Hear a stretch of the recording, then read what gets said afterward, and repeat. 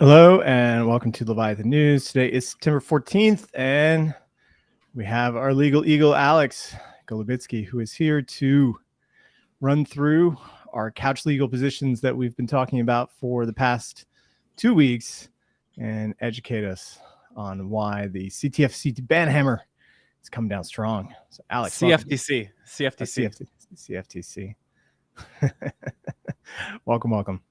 Thanks for having me, guys. So how bad is it? And maybe we could run through everything that's happened over the past 3 months, I guess, because it's really come in a flurry of different papers and also enforcement actions. Actually, before we jump into the deep in there, can we talk about Stoner Cats, which came out yesterday? Because that is pretty relevant news. And I loved Stoner Cats. I mean, the NFTs are kind of garbage, but the decision to me is, or the settlement, I guess, is fascinating. I mean, it's a, and I think that I kind of understand the why Stoner Cats is targeted, because the way they marketed the NFTs was very much, if not explicitly stated, heavily implied, hey, if you buy this NFT, we're going to use the proceeds of you buying this NFT to essentially launch a business, right? Which was, I think it was a cartoon or something like that. They were going to launch with Stoner Cats, and that part of it, right? That seems very securities like, doesn't it? Because but what if I'm an artist and I say, oh, hey, I'm going to launch this comic book, which I'm going to send you. What's the individual things from the comic book called? I'm going to send you individual pages from the comic book in the future after I raise the money. That doesn't seem like a securities offering there. Well, and that's I think what the real issue is with the Stoner Cats thing is it's a very, and I'm not one to go towards slippery slope arguments, but I think that what the Stoner Cats, what this settlement implicates is sort of all art, right? I mean, sometimes if you go out and buy art that you like because you like it, fine. But if you're talking about art as a quote unquote investment, which people do all the time, and you're talking about either a living artist, but even to a certain extent dead artists as well. But let's focus on living artists. If you are purchasing art from a living artist as any type of investment, the reason that is an investment, right, is because there is an expectation that the artist is going to continue to make work. The gallery that represents the artist is going to continue to promote their work, and that means that the work that you're buying is going to become more valuable down the road, and that seems very much like a security. And so it becomes very difficult to differentiate between why Stoner Cats is a security and not some other piece of art. The example that I love to toss around on this is I don't know if you guys remember back in 2019, this artist named Maurizio Catalan taped a banana to the wall at Art Basel. Yeah, I remember that. Yeah, called The Comedian was the name of the art piece. It's literally just a banana duct taped to a wall, very conceptual art, edgy stuff. And he sold it in editions. He sold 10 editions of this banana taped to a wall, right? And they sold for a lot of money. I think about between $100,000 and $150,000 for each edition. So serious money. And it's a literal banana, right? So the banana, it's like a banana in your house, right? It's going to go bad. It's going to turn brown, and you're not going to have a banana anymore. You're going to have a pile of mush. And so the reason why you could pay $150,000 for an edition of Maurizio Catalan's Comedian is because he has said, right, I'm going to continue to perform this work basically at museums, at art shows, whatever, down the road. And it was just in the news just a couple months ago because it is being shown at an art museum in South Korea, and somebody just ate the banana. Somebody walked by, plucked the banana off the wall, and ate the banana. And it is oh, well, no, you desecrated this work of art. Well, no, you haven't. It's just a banana. So, like, you just get another banana and tape it to the wall, and it's the same work of art. But, like, fundamentally, what is happening here, right? That people are buying this idea, right? It's conceptual art. People are buying this concept that this artist is selling.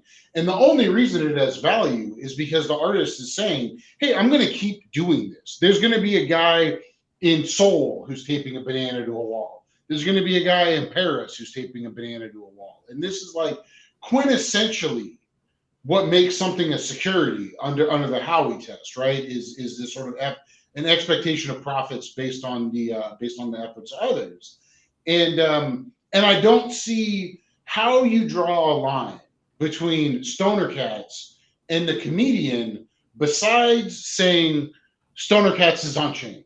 Stoner Cats is an NFT, is an NFT, and therefore we're gonna go after it. And I think that we're deluding ourselves if we don't sort of deny that, if we don't acknowledge that rather as the central logic of this enforcement action here.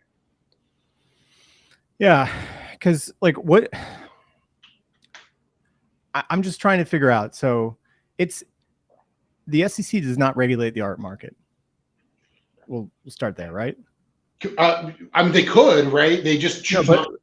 But they never have, and they never have, because and also luxury goods as well too. Correct. If you argue this with luxury goods, yeah, same, yeah, you know, and as Hester Pierce pointed out with any collectible, right? She used Star Wars collectibles as in her dissent as the example. So, like an artist can actually pre-sell their art. Maybe they want to do a 10,000 piece collection, right? And that's perfectly fine, correct? Yeah. I mean, as far as I don't know who's advising the artist, but I don't think that there's a bunch of securities attorneys out there saying, "Oh, hey, you need to, go register with the SEC before you pre-edition your artwork." I've never heard anybody say that. Yeah, and so once the art is delivered to those people, they can trade that art on the secondary market without the SEC interfering with their trades, right? And the SEC has not alleged, for example, that Sotheby's is an unregistered securities exchange. Okay, so if you transfer it to a digital token, then somehow it magically becomes a securities offering. Somehow, and I think that the SEC is not fully embraced what they're doing, at least publicly. But to me, that's the only way that you can actually distinguish between the sort of traditional art market and the NFT art market, right? Is one's on chain, one's not. Right. So the only thing that differentiates a physical piece of art and a tokenized piece of art is just the medium where it's being or how it's being sold, correct? So it seems that there is an arbitrariness to this decision saying that, okay, well, if you do it as a physical piece, totally fine. But if you sell it as a token, it's not fine. That seems to be, it seems to be the distinction. And I think that it gets at a fundamental problem that the SEC, I think, is running into. And the reason why there's I think people have trouble understanding what their actions are is that people buy all sorts of stuff because they think it's going to go up in value, and just because somebody buys something with this subjective belief that it will go up in value while they're sitting on their ass and doing nothing is not enough traditionally to make that thing a security. But when it comes to SEC enforcement actions, especially on NFTs, but to a lesser extent on all tokens, then it becomes, it's just hard to understand outside of well, it's a token and therefore the SEC is going to treat it like a security. Mm-hmm. That does seem to be where the the logic is, and to me it's one of the things that's very I think potentially unintended consequence of what the SEC is doing with these enforcement actions is they're actually creating an incentive to market shit coins, right? And the CFTC too, because the more the SEC, they're always going to glom onto like what the what are the promoter, what is the promoter doing, like what actions are they taking, what are the sort of entrepreneurial efforts that the person promoting the token, be it an NFT or some other type of coin, what are they doing? Are they like actively telling people, hey, I'm going to go do a thing, and that's why this is going to go up in value? And with shit coins, right? Like look at Pepe, right? Pepe's not going to do anything, and nobody who released Pepe was like, oh, we have a roadmap, we're going to like build out functionality. They were like, no, you're an idiot, buy this token, other idiots are going to come along and buy it for more than you. End of story. And like that is actually, under the current like SEC construction of securities laws around tokens, the best argument you can make for why your token offering is not a security. And like I don't actually think that that's the market that we really want, because we're just encouraging people to go out and just market garbage. Yeah, I don't think so either. I'd be interested to see if an artist actually comes out and does like a physical 10,000 piece set or 1,000 piece set saying, oh, hey, now that Stoner Cats was regulated in this way, like now I'm going to sell these physical pieces to you in the future in like 30 days or something. Give me all your money now, and I'm going to deliver you a product at the end, which probably will increase in value because I'm a well-respected artist and, you know, these are my physical pieces. So give me money now, sign this contract for a future sale of something, and let's see how it goes. I bet that happens in the next 6 months. Somebody's going to try that. It's a little bit crazy though. I think I wanted to take a look at this tweet, and it kind of ties into some bigger issues around both the SEC, IRS, and Treasury. Bill Hughes came out and said that this piece by the Treasury, and we'll read it real fast. It says the Treasury Department and the IRS are aware of concerns that applying these proposed regulations to such NFTs would create disparate reporting of transactions involving the subject of the NFT, depending on whether those interests are transferred as a traditional sale or license contract. But given that NFTs are popular investments, the buying and selling of NFTs raise tax administration questions similar to the concerns associated with other types of digital assets that the physical analogs of NFTs do not. So the IRS is essentially saying here is that because some people speculate on NFTs and we can't really tell the difference between any of them, we're just going to blanket our view of the NFT market as this one certain thing and treat it one way, even though some of the NFTs might represent tokenized collectibles, which are not regulated by the SEC, or maybe a tokenized art as well too. So it looks like this is a gross overreach at the federal level in all the three-letter soup branches. Yeah. I mean, from the tax perspective, it's also interesting, right? Because you have different tax regimes for collectibles, as you intimated. Like there's different tax regimes for collectibles from other types of capital assets. You pay tax different rates. Long-term capital gains, not so much a thing with collectibles, etc.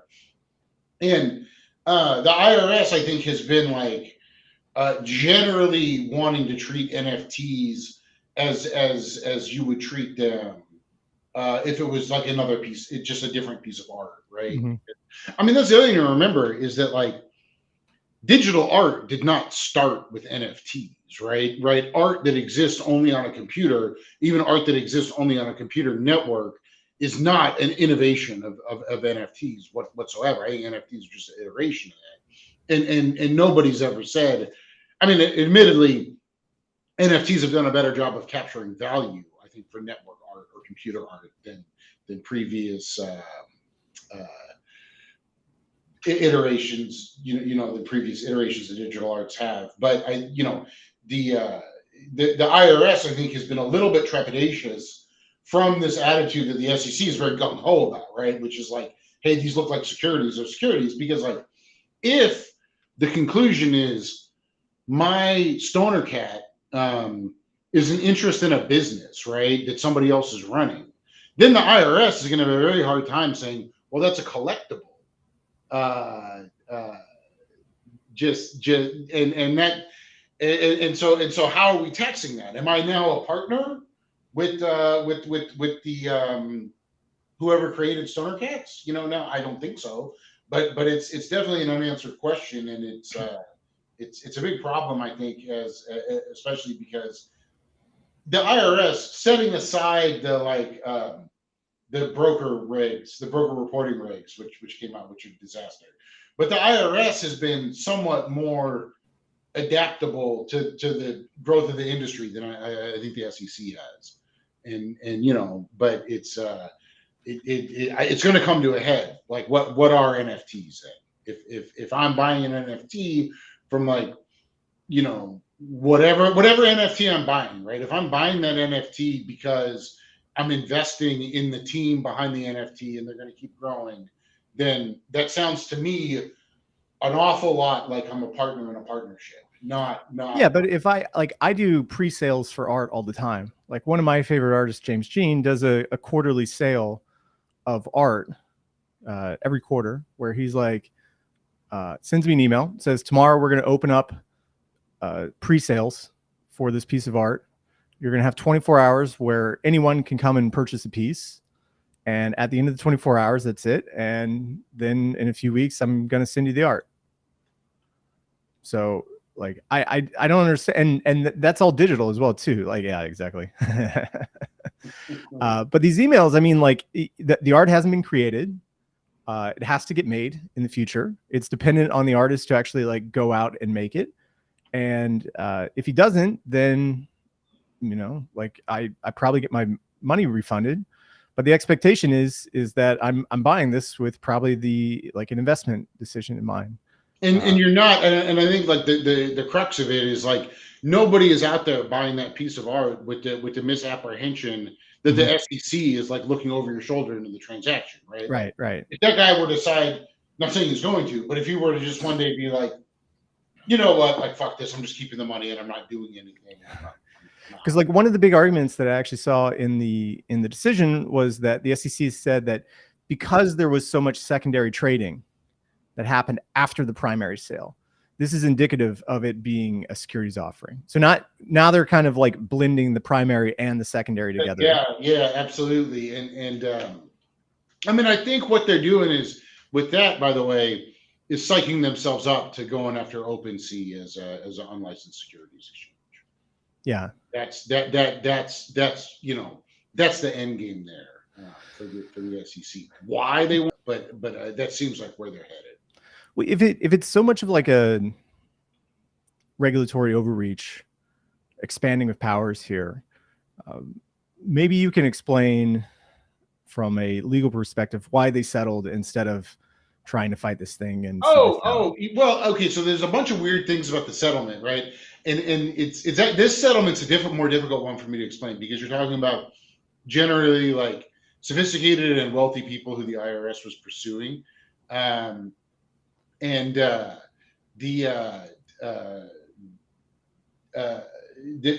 remedy. What to me was very interesting is the remedy, the sort of like buying back from existing holders remedy is not. And I don't want to get too technical here, but that's actually not something that is totally clear to me the SEC could have even accomplished with a court order, right? That I don't know. That seems like something they weren't necessarily allowed to get, but they got anyway. But my instinct is that the people involved with Stoner Cats are just like have moved on with their life. I don't think. Again, I'm not a big Stoner Cats person, but my memory is that there was a lot of hype around it and it kind of fizzled. I don't think they ever did their cartoon. I think it kind of. So they're probably doing other things. So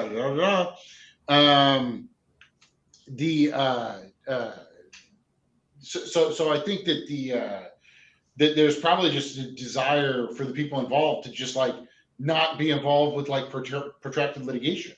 Yeah, it sucks to be involved with, and like especially with the federal government. And I think that people just say, "Hey, I want to do other things with my life, and if it costs me money to get out of this problem, then I'll just pay the money rather than have the problem." Yeah. Because I think there's probably, NFTs are consumer goods, most likely. If it's an art product, like, and if they're selling goods, we had somebody in the chat who was pursuing a class action lawsuit against an NFT rug pull, but that doesn't really seem like a securities offering. It seems more like an issue with, oh, hey, here's a consumer good that was falsely sold or sold under, wrong terms, or they acted not in terms of the contract that they set out, that it would be better suited for that rather than. Yeah, well, and I'm all for suing people who do rug pulls. Like, fuck them. They should, if you stole somebody's money, that's the point of having the courts, right? Is they should order you to pay it back. I support that. I think the question is it a securities law violation? Yeah. Which is there's a lot of, like, again, but you alluded to, like, probably why you think they're, like, psyching themselves up, you said, is to go after OpenSea, and essentially, I think so. That's my prediction. Yeah. To essentially cut off OpenSea, the main marketplace for NFTs. So if they're able to essentially change the definition of a broker to sweep in Uniswap, change the definition of an NFT to be so wide ranging and sweeping that OpenSea either has to shut down or close out access to Americans, it seems to be a widespread and systemic attack on all DeFi products, both NFTs and DEXs, that we've seen. And this kind of sweeps in with the CFTC case that happened last week, where we talked about this in length, that the CFTC says that, well, there's three cases there. So there's Open, who had a immutable contract that had been out operating. They had been asked to implement controls to keep U.S. persons from accessing the product. They added geo-blocking. They then banned VPNs, but the regulator said that this wasn't enough. So we kind of deduced last week, through the help of some Twitter lawyers, mainly Rainier Grant, who had a lot of words to say about this. Yeah, his commentary was awesome. I mean, so was y'all, actually. I enjoyed it.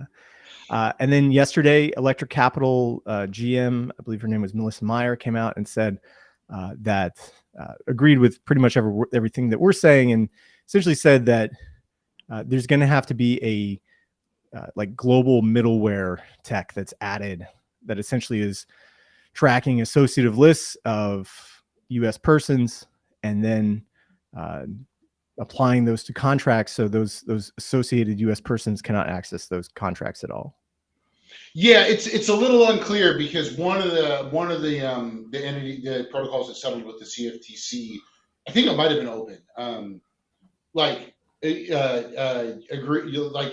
did something that was not specified in the order that mollified the CFTC, that they could continue to operate their front end. And so, look, I think that at a certain point, it doesn't do any good to take the statements of the federal government at face value, which I don't say that lightly. But in my mind, there's a clear attitude from the United States government that they don't really want cryptocurrency as an industry to exist in the United States, and especially not outside the confines of the traditional financial players. And it's a policy decision. It's a policy decision that they're allowed to make, that the government is frustrating. They're not saying that's the policy decision that they're making, but through their actions, intimate that's what they want. And so at a certain point, it's okay, fine, that's what you guys want. You're the federal government of the United States. You get what you want. Tell us now what it means to you to not be in the United States.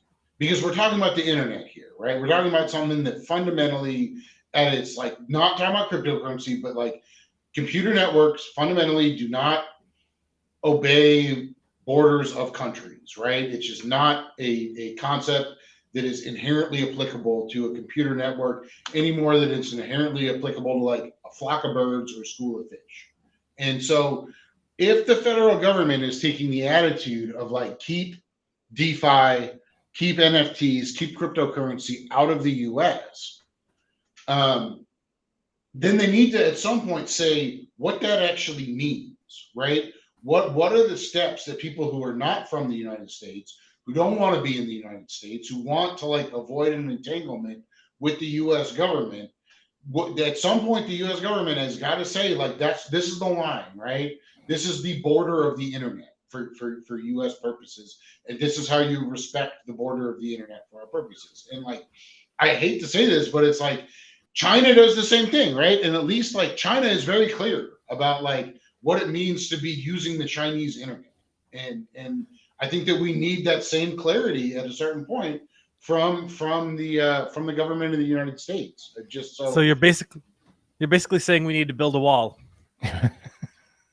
Yeah, well, I mean, I think we are. I don't think we should. I think it's an incredibly bad policy, but I think that we are. And so because that's what we're doing, like we need to tell people we're not building a physical wall. We need to tell people this is what it means to be outside of the wall. And for people who are like, I think there's a lot of protocols out there who say like, hey, we don't want this smoke. Like we're a small protocol. We're not interested in an entanglement with the SEC or the CFTC.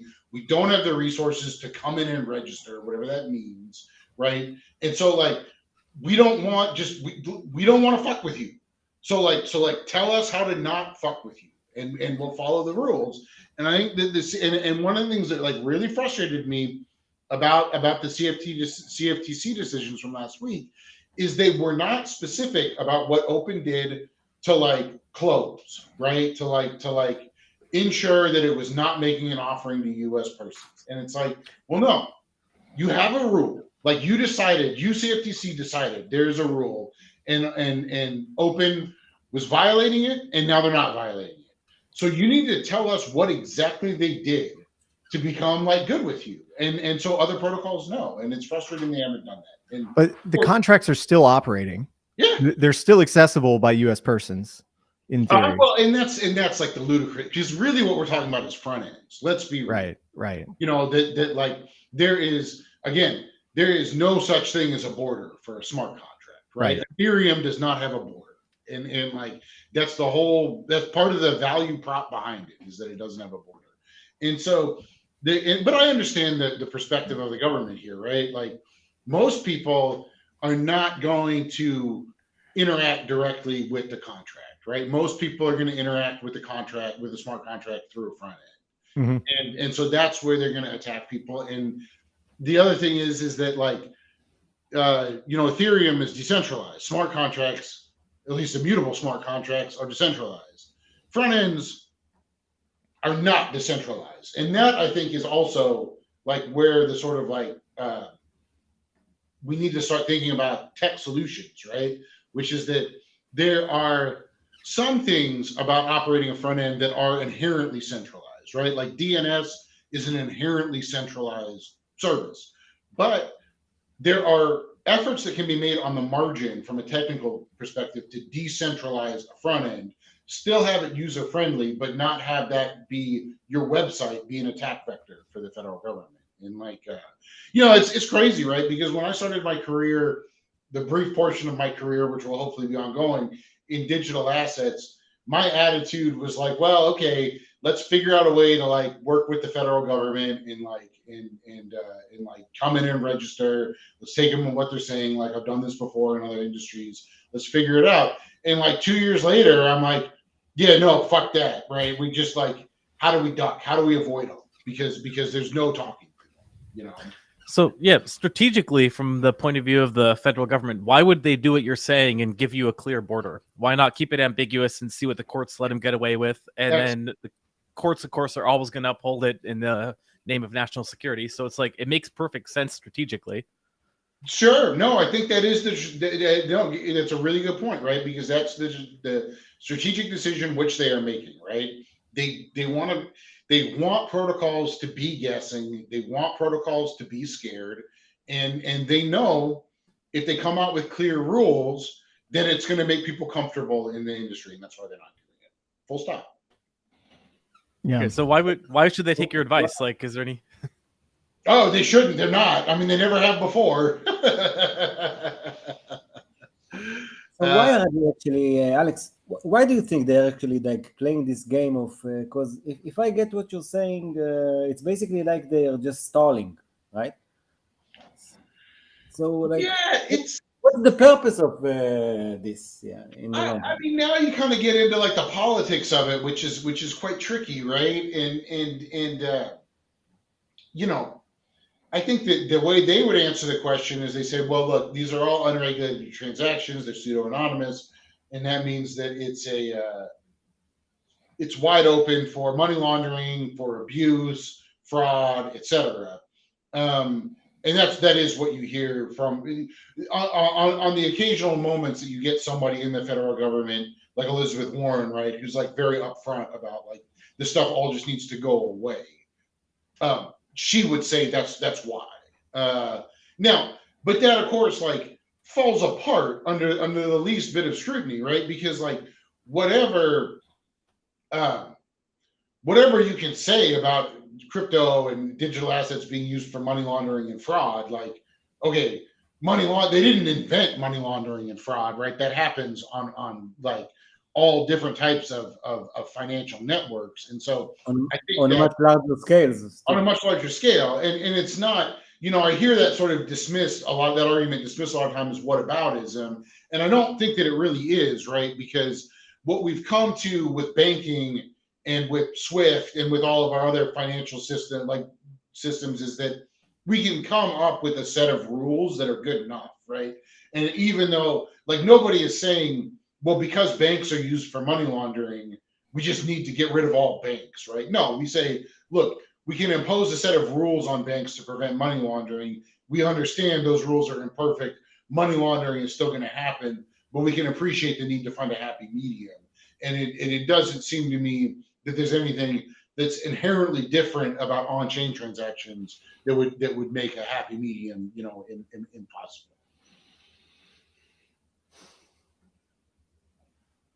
But that again, that's politics. So that's outside of my lane. Outside all of our lanes. Yeah. So additionally, with the CFTC order, there was the Matcha 0x enforcement as well too, where Matcha is an aggregator that essentially is looking for other contracts that they don't run for assets that they didn't create and are managed by teams that are not them. And yet they were charged most likely for allowing US customers to trade Index Coup's FLI 2x ETH product. Yep. So the CFTC was like, this is obviously a leveraged product where somebody's taking ETH and then borrowing dollars against it, or sorry, it's CETH from Compound. So they're taking Compound ETH, they're borrowing dollars against it, and then they're using that to buy more ETH and create a 2x leverage position. And so the ability of this aggregator to even show it in the first place to US customers is wrong. And same thing for transacting as well too. It doesn't matter that the contracts are immutable and that you could go to Etherscan or somewhere else. Simply being a third party in all of this and connecting to, or allowing connecting and interacting with this contract was wrong. And we should fine you for that. Yeah, so 2 points. I'm really glad you brought that up. So 2 points on that sort of facet of these decisions. Like one, and I think this is like really critical, is that and you can look at all the CFTC enforcement actions, at least going back to Uki, right? And really question what is the jurisdictional hook of the Commodities Exchange Act with respect to like what these protocols are actually doing, or more specifically, what the smart contracts that these protocols administer are actually doing. And so, what they've charged Uki with it, I believe what they charged Matcha with is being what's called a FCM, and you have to register as an FCM, and that stands for Futures Commission Merchant. And so an FCM is a person who offers leverage on a commodity, like a leverage trade on a commodity to a retail customer for a fee. And so one of the issues that you run into trying to apply the Commodities Exchange Act to activities on chain is that it's not the whole point of operating on chain is disintermediation, right? And composability, like ultimately what you're talking about in terms of the functionality of Matcha, I think comes down to one of the beautiful things about financial products on chain, which is their composability, right? Which is that I can take a financial transaction, wrap it in a token, and then build another financial transaction on top of that initial transaction without involving the people who were responsible for that initial transaction at all. And like, I think that what people need to understand about the Commodities Exchange Act and why the CFTC is dangerous is that type of disintermediation is simply not permitted at all under the Commodities Exchange Act. So the Commodities Exchange Act requires intermediaries and requires those intermediaries to be registered. And so why it ties into this concept of an FCM, right, is if you, from the CFTC's perspective, anytime somebody who's a retail customer can go make a leverage trade on any commodity, their immediate counterparty, even if it's not the counterparty who's providing the leverage, who's loaning the money, that immediate counterparty needs to be registered with the CFTC. But like, on chain, you have all sorts of leveraged commodity transactions where you are peer-to-peer, right? You are directly facing the entity that's providing the leverage, the person that's providing the leverage, and there's not an intermediary. And it's very unclear how that is going to square, right? Because it seems like under the Commodities Exchange Act, a whole lot of what we consider DeFi just cannot fundamentally occur, right? Not that there needs to be a new set of registration rules, but that the way transactions are structured is actually completely illegal top to bottom in the Commodities Exchange Act. And that either has to be addressed, I suppose, or it doesn't. The other point I think that's important to think about, though, talking about the Matcha decision specifically in Open and whatever the third one was, I forget who the third one was. These were very chippy settlements, right? I think Matcha and Open paid $250K, and whatever that tiny protocol was they hit on Algorand was like $100K as the penalty, right? And like, I completely understand, and in fact, was in a chat with Open's general counsel, and she was very transparent. She was like, yeah, like we think that we had great legal arguments against what the CFTC was doing, but it made more sense to pay the $250,000 and move on with our lives. And so, you know, and I imagine it was probably a different calculus for Matcha, but probably the same general concept, right? But like where this is all going to break down is that it's not going to work on Uniswap, right? Uniswap is not going to be deterred by a $250,000 penalty. And so what is the CFTC, like when is the CFTC going to stop kind of fiddling around with these very marginal protocols, right? Like Uki and Matcha. Matcha, I think, is more sizable, but they're not huge. Open, you know, these are all like very small fish, right? And what is the point of what's the CFTC's end game when it comes to Yearn, Compound, Aave, right? Uniswap, like these are like thinking about, you know, the specific details of the token that was being traded on Matcha that created the problem. Like I don't have them off the top of my head, but I'm certain you could find similarly structured tokens being traded on Uniswap. So what's the CFTC's solution to Uniswap going to be? It's not going to be a $250,000 fine. That's ludicrous. Yeah. So quickly, Brian Armstrong basically issued a call saying that they should fight back and kind of reach out if they need help to fight back, basically. Do you think that's like the most effective strategy? Like a lot of us feel helpless. What should we be doing? I don't. I mean, I love Brian Armstrong. I do. I think what he's doing is great, and I think the fact that he's like taking on the SEC like head on is wonderful. But like, I just don't think that's actionable advice. And I think that anybody who's, anybody who's like been involved with a small protocol, like understands that like the people involved, like you have to be like pretty lean. You have to like think very strategically about how your resources are being allocated. And resources does not just mean money, right? It means people's time. You have to actually be able to build. And like if you're talking about a protocol like Matcha, for example, I'm sure that the overwhelming majority of Matcha, of the devs on Matcha, they're building out Matcha, and they don't want, if they turn it into Matcha versus the CFTC, even if they're being funded by Coinbase and Brian Armstrong, they're not building Matcha anymore. They're fighting the CFTC, and that's not what they organized to do. So I think it's noble what Brian Armstrong is saying, but I don't think it's practical. And I do want to. Taylor's question is great. So the state level.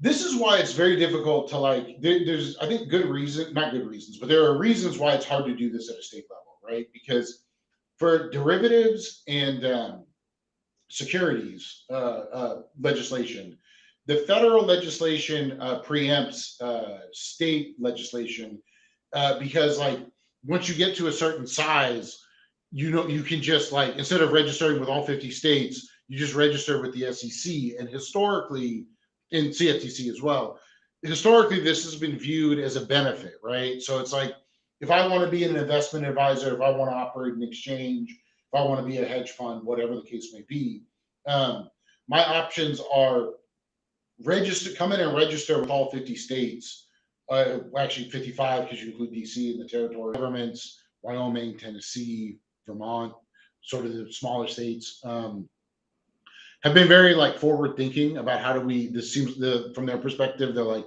this seems like a growing industry. If we can encourage people to relocate to the state, that means increasing the tax base, jobs, et cetera. I think that will is there politically on the state level, but it's not ever, it's because of the way the federal system works in terms of registration and regulation, there's very little the state governments can do to impact the role of the federal government on something like commodity, like derivatives regulation.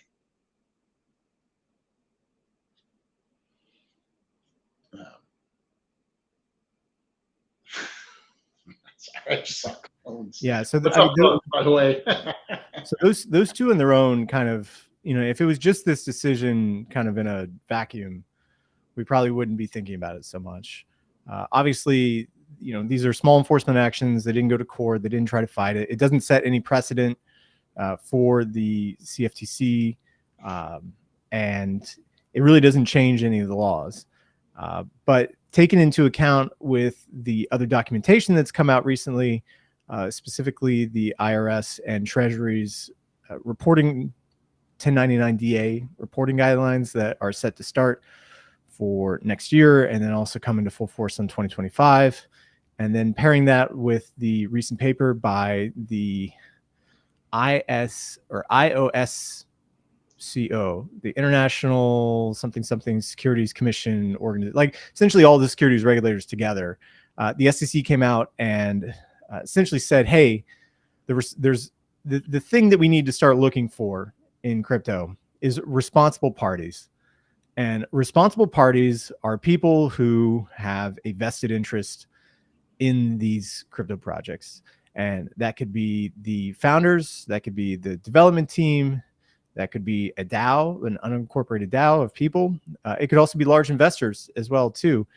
And these people, as responsible persons, should be fully liable for all the activities that take place. So if they release a immutable contract like Tornado Cash, which goes out and allows for money laundering to take place by North Koreans, those developers, as responsible people, were in a position to implement controls for the BSA, Bank Secrecy Act, KYC, AML, installing middleware into the contracts. And because they didn't, they can be held liable. Is this just crazy, or is this just going to be like the new normal going forward, where someone who was in a position to do something but didn't, and then deployed this code that now goes on to allow for potential criminal acts to take place, are they going to be jailed and extradited? Yeah, I don't know. I think that it's with like the Tornado Cash, indictments, which I think we chatted about on here when they came down. I think that like there is still, it seems like they're still stopping short of saying it is a crime to launch immutable code on chain, regardless of what that code does, right? Like all of the like BSA violations around Tornado Cash were kind of related to the front end, which is hilarious, right? Because I think we talked about this before. Like, I guarantee you that Lazarus was not interacting with Tornado Cash on the front end, right? Right. They are in that small group of users that interacts directly with the contract. And nonetheless, it's interesting though that the regulatory conversation seems to be around, not around the smart contracts themselves, but access to the smart contracts. And again, I think that's not like an ethical thing, but more just a function of like which aspects are centralized and which are not, right? Yeah. So like the problem with Ethereum, just as it was with Bitcoin before and continues to be, is the genie's out of the bottle, right? You have an immutable blockchain that people can interact with. And with Ethereum, that immutable blockchain has an application layer. And that just is the way it is. And you cannot, like, I think it is going to be very difficult for any government to come in and say, well, you launched this code on chain and therefore like you did something illegal, because it's very easy to do that anonymously. So if that becomes, if the smart contracts themselves become the locus for regulation, I think that they're going to fail. It's much easier to attach a website to a person. And then I think they are going to do what you're saying, Sam. I really do. I think that, yeah. Because I think that there's something that is tying this all together with like the 1099 DA. So anybody who's a responsible person in a position to know is going to have to issue these tax forms to U.S. persons. So first of all, they need to identify and associate who these U.S. persons are. And then they have to be able to issue 1099 DAs to them, which, I mean, if you're a centralized exchange, it doesn't really seem that hard of a process. Yeah. And frankly, the centralized exchanges have already been, have already sort of deemed themselves third-party settlement organizations. And so they already issue 1099Ks, which is like not actually like super helpful because it's more designed for like e-commerce. But they already, they kind of knew it was coming and they're going to be fine. Yeah. And like we could have a whole other conversation on the new IRS rates. Yeah, but the DeFi protocols, like they have to identify who the US users are, KYC them, and then put them in these associative lists, and then mail off 1099 DAs. So it seems like there's an entire level of tax compliance that's being added on to people who may not even run contracts before, like responsible parties that deployed these contracts, like Uniswap Labs, have a fee switch that they could turn on at some point in the future and benefit from, because that was one of the arguments in the Open case, was that like Open has no control over these contracts, but they do have the ability to set fees. Yeah. Right? Well, and that's again an area that was fuzzy because that was a settlement. But I think it's a really good point. Like it is like very unclear, like what that means from the CFTC perspective. And I would say the Treasury regulations are even more expansive, actually, in terms of like who gets swept up as pretty much everybody. Yeah, it's pretty much everybody. To the point, right, where I strongly feel, and I'm gonna probably articulate this a little bit more in like a written argument, which I'd love to come on and discuss once it's done. But the like what the Treasury is doing with the definitions of like a digital asset middleman, right, in these Treasury rates is so expansive that they've actually swept up software, right, that is not in any meaningful sense attached to a human being. as having a reporting requirement. Like there is a construction of these treasury raids that would say that the contract that wraps ETH is a digital asset middleman with a reporting requirement. Okay, that the WETH contract is what you guys know more of the tech than I do. There's what, like 150 lines of code. Yeah, it's small, been immutable for like 5 years, 6 years. Like it's been so long since a human being has actually like touched that in any meaningful administrative fashion. That saying that this software has a reporting requirement, it borders on ludicrous, you know. Yeah. And how are they going to enforce it? I mean, that's the thing, is that these reporting requirements give them the ability to enable selective enforcement at a maximum level. Yeah. I mean, exactly right. Because the Treasury response to that is going to be, come on, man, we're not gonna like, how would we even issue a fine to the WETH contract, right? Like, we don't know how to do that, and we're not going to. But it's like what you've identified, Sam, with the whole selective enforcement thing. That's the crux of the problem, right? Mm-hmm. It's when they cast such a wide enough net that everybody has a reporting requirement that's very onerous. Then it becomes, the people who get popped are the people it's not going to be because they broke the rule, right? It's going to be for some other reason. You know? Yeah, exactly. Yeah, it's one of those things where, like, if they're going to go after like OpenSea, first what you do is you call everything that's trading on OpenSea a security, right? And then you go after them with these reporting requirements as well too. And so then OpenSea has to essentially close its doors to U.S. persons, install middleware, and I think the marketplace is probably rife for this. But we'll see. Yeah, well, I'd love to. I gotta split, guys, but I'd love to keep chatting with you guys. We'll keep the conversation going at some other point, especially on the Treasury rates, because I think that there's like a lot there, and I do, I mean, geez, man, it's already Thursday, but like by the end of the week, there's probably going to be a new U.S. federal government action that we all want to talk about. So we gotta get back on it soon. Probably, yeah. Book yourself for next week. Find yourself a spot, man. I will. I always love coming on. So we'll catch up again next week. Let's get ready for the next scandal. Yeah. Next week, DOJ versus Alex G. Oh no! I quit. I surrendered. I'll show them my white belly right away. I mean, we didn't even get to the other stuff about the Binance CEO leaving, but I know that was ostensibly what we were going to talk about. But I'm sure by Thursday next week, I'd make a bet that there's going to be more Binance scandals. Yeah.